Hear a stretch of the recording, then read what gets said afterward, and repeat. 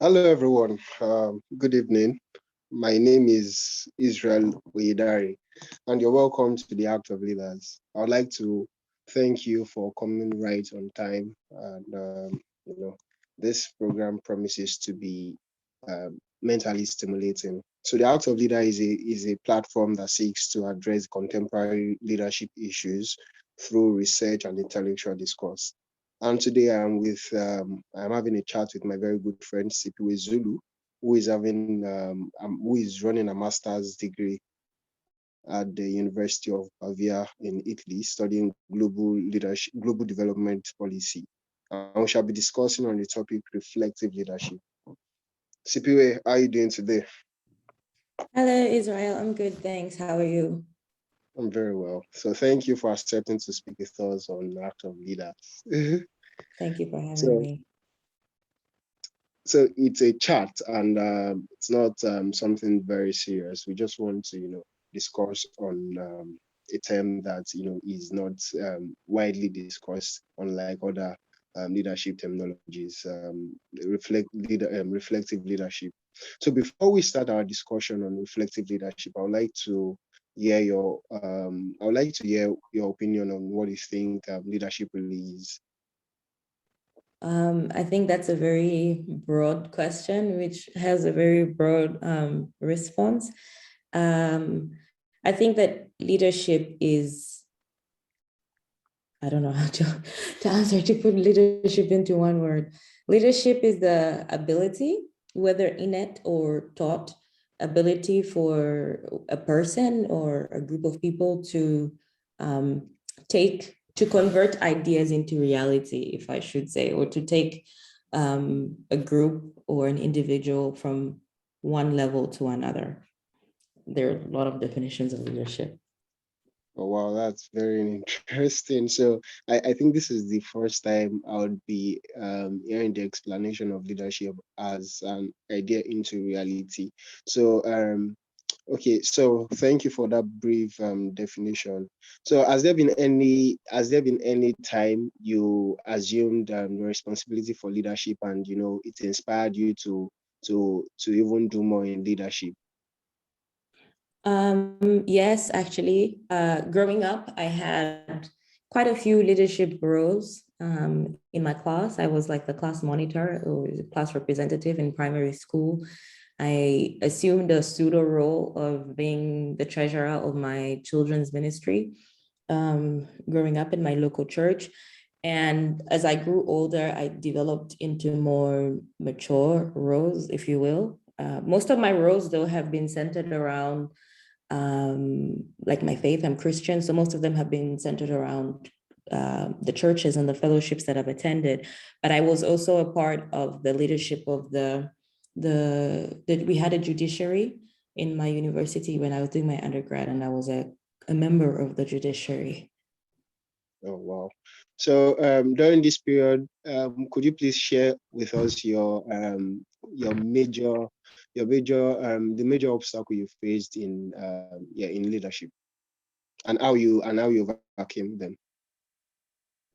Okay, so I think that one of the major obstacles that I faced as a leader is mostly believing in my own capabilities, believing in my own potential, that can I actually do this and will people actually listen to me? It's what is it that I have to offer that people want to listen to me, or people want to be led by me.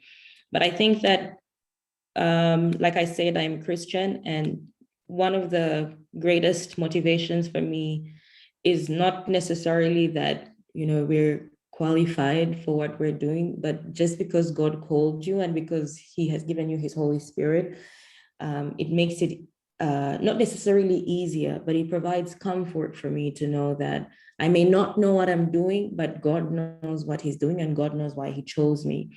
And also having a good support system, having people to talk to when I feel like I'm inadequate or when I feel like I'm unqualified. And yeah, reading books and watching people have discussions and sermons and so on and so forth. Yeah. All right, thank you very much for sharing. So, can you please briefly explain to us or describe to us what reflective leadership means to you? This is actually um, a very uncommon term, and I saw the need for us to create an awareness on this particular terminology that has not been widely mentioned on other types of leadership like self leadership, political leadership, national leadership. So to you, what is reflective leadership? Okay, so I have to be very honest, Israel, and whoever is listening to this. Um, the first time that I ever heard of reflective leadership is when you contacted me and asked me to speak on reflective leadership. I've never heard about it before then. I had never heard about it before then. But when I began to read on the subject, I realized that it's probably something that, we have a lot of concepts and ideas about, but I just never had a name for it. So before I can go into talk about reflective leadership, I want to share my experience. I want to be as open as possible in this conversation. So That's it. this is the first time that I've had to have a conversation like this where people are listening for in over a year. I used to teach in the children's ministry in my church, but because I started my master's degree and also because of many other issues, I had to withdraw from doing that. And so I haven't had like a platform in which to speak to people, in which people would listen to me and in which I'd have to, provide leadership. And so this past year has been a lot of time for me to do self-introspection. But it has also been heightened a lot, and it has also been marked with what I would call imposter syndrome. For those who do not know what imposter syndrome, it's the feeling that you get that you don't deserve to be in a place, you feel like I'm not cut out for this, or what is the reason why I'm here? And so the past year has taught me to reflect on why am I actually here, and why am I worth being listened to? Why am I worth leading people? And that's basically what reflective leadership is taking time out to look within yourself, to ask questions like this, like why am I worthy to be heard? Why do I feel the way that I do? Because I feel like as a leader, in the different capacities that I served, I was getting towards a point of burnout, because I was just giving without Mhm. actually taking time to think to myself, how do I feel? Do I have anything left, or am I just pouring out and I'm ending up to run on empty? And so I think that the concept of reflective leadership is one which should be propagated in many spaces, because it causes you as a leader, and not necessarily somebody holding a position of leadership, because I think that everybody's a leader in one way or another, Yeah. but for you to just sit down and do an introspection to ask yourself, how do I feel? At the end of the day, you ask yourself what major activities happen. If the bus was late, or if something didn't go as planned, how do I feel about that? And how does it impact, how would it impact the way that I relate with the next person? And I think that's what reflective leadership is about, is how do I make myself better in order for me to be better to the next person? Yes. Wow, that's great. So I remember having I remember having a conversation with you last week, and we're discussing about this subject of journaling one's experience and reflecting on one's past experience. I would like to um, I would like to ask, what's the role of journaling in reflective leadership? Okay, I am a avid journalizer. I don't know what is the word. I like to journal a lot. I think I have so many journals back at home, and I'm trying not to journal as much this time around because I am frequently moving, so I don't want to have too many books with me. But I think that for me personally, and I encourage people to do it, journaling is a way to express yourself without using too many words, or without being judged, because it's just you and your book. It's you and your phone or your computer, whatever it is that you choose to to journal with. And so journaling is important in reflective leadership because I start by listing out, writing down what exactly happened in my day. So I write that I woke up, I went to school, I, had lunch, I did this and I did that. And then you start to sit and you look at those particular activities that you listed down and you write, okay, so I woke up in the morning. How did I feel when I woke up? I went to lunch. How did I feel when I ate? I hang out with my friends. How did I feel when I did that? And it makes you realize just exactly where you are. I'd like to introduce a new concept to the conversation, which is stock taking. I learned about this sometime 2 years ago, last year. There is one mentor in Zambia. Her name is Pastor Gladys Baswani. She introduced me to the concept of stock taking. Basically, this entails taking stock, it's like inventory. People who own businesses is taking stock of where you are at that particular point in your life, just like a business takes stock of, if say, for example, I run a grocery shop, I will check how much maybe body lotion I have or shower gel I have, juice, and, just to know how much I need to add or take out. And in the same way, stock taking, and which consequently is a product or work side by side with reflective leadership, entails that you are taking stock, for lack of a better term, of where you are in that particular moment.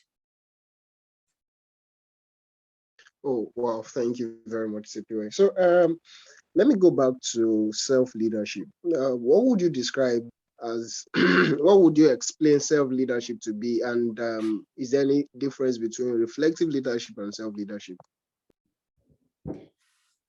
I think that the line between self-leadership and reflective leadership is very thin. Although I think that the major difference between the two is that self-leadership is not necessarily desired, it is not necessarily the main outcome. Rather, let me say that the major difference between the two is in the outcomes. The main outcome of self-leadership is not necessarily for the betterment of others, but for the betterment of yourself and for the achievement of your goals. Because self-leadership is attaining mastery over something in order for you to achieve a certain goal, whether it's emotional, financial, physical, or whatever. So self-leadership would be like, if I want to lose weight, or if I want to run a 21 kilometers marathon, self-leadership would entail that I will wake up every morning and run a certain distance and, eat certain food, drink certain drinks, and, expose myself to certain environments and not expose myself to certain environments. And I think that's what self-leadership is. Whereas reflective leadership is for, how can I serve the people that I'm serving better? How can I be a better leader to the people who I'm leading? And so I think that that's the major difference between the two. Not that there's anything wrong. I think that there's a place and time for both, but generally, there's a place and time for both. It depends on what it is, what your main outcome of the style of leadership is. All right, thank you. So I'd like to put it to the house. Please, if you have any question, kindly send to the chat room, and I think we have about 5 minutes to answer for question and answer session. So Sipiwe, how best do you think one can appraise or how best do you think one can assess his leadership, his or her leadership development, personal leadership development? I think that it goes back to what is your goal? What is the goal of you being a leader? Also, what is your goal? And also, where are you in that particular moment? I think that a lot of times people put a lot of pressure on themselves, because you look at, for example, John C. Maxwell, who is a leadership coach, and you feel like you want to be at the level of John C. Maxwell and it's not happening, and you feel like you're not doing it, but then what is the level that you're at in that particular moment? And I think that that's where you start from. You start from, where am I now? Where do I want to go? I actually had a conversation with somebody who said they don't celebrate their wins, because they feel like it's not the main win. But I think that life is progressive, it's more like you take one step. So you celebrate your small victories. If you're leading a group of people, even if it's just, if say you're a rehab leader, a person who works with former drug addicts or recovering drug addicts, if the goal was to have 5 out of the 10 people that you're in charge of to recover, if only one person recovers, celebrate that, and then go back to the drawing board and figure out for yourself, how am I going to do better? How am I going to do better the next time that I'm handed over a task? So I think that it's important for leaders to celebrate themselves and to know that, their efforts make a difference. What is important is that you did your best. I think that's one thing that I do, at least. Thank you very much, Sipiwe. So I think final question would be that you should please tell us about how leadership engagement and youth development is in Zambia. Oh, okay. I haven't been in Zambia in a while, but Zambia is probably my favorite place in the world, besides like church, because I love church. Anyway, this church, I'm excited. But I really love being Zambian. I really love being African. And I was a part of the Young African Leadership Initiative in South Africa, in Midrand. We had a 4-week training, and it really showed me that there are people who are really striving for the continent and people who are really striving for their countries. And I think that now more than ever, I feel like we're back in the independence struggle, the 1964 Zambia got its independence, and we had our elections just last month. I wasn't there, unfortunately, but the way that the young people showed up to vote, it showed me at least that they are true leaders, because we like to think that leadership is having a position, having a portfolio, but they showed up and they voted, and for me it showed me that they're very serious about those issues. And we have a lot of young people who are engaging more in different aspects of life, whether it's not just in academia, not just like in spiritual matters, but we have a lot of young people who are rising. I do think that there is room for more.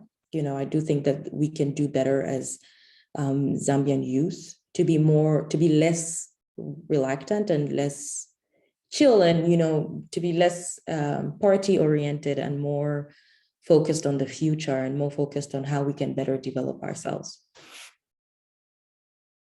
Oh, Sipiwe, thank you so much for your time. In this session, you have spoken so much about reflective leadership, personal leadership, stock taking.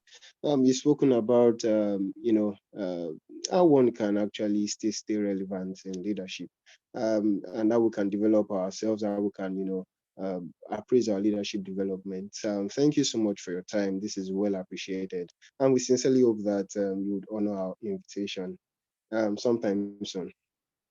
Thank you very much for having me, Israel. It was really interesting to chat with you.